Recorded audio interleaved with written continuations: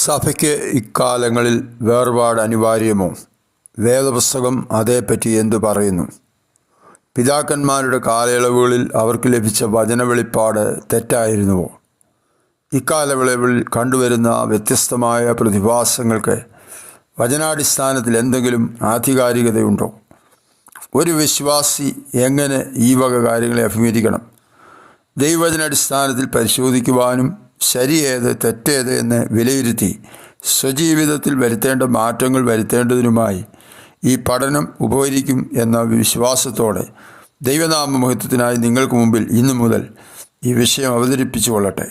അനുകൂലമോ പ്രതികൂലമോ ആയ നിങ്ങളുടെ അഭിപ്രായങ്ങളും ആശയങ്ങളും പ്രതീക്ഷിക്കുന്നു. നിങ്ങൾക്കിത് പ്രയോജനകരമായി തോന്നുന്നുവെങ്കിൽ മറ്റുള്ളവർക്കും ഇത് ഉപകാരമായി തീരേണ്ടതിന് തുടർന്നുള്ള ഓരോ എപ്പിസോഡുകളും ലഭിക്കേണ്ടതിനും ഷെയർ ചെയ്യുവാനും ലൈക്ക് ചെയ്യുവാനും മറക്കരുതേ.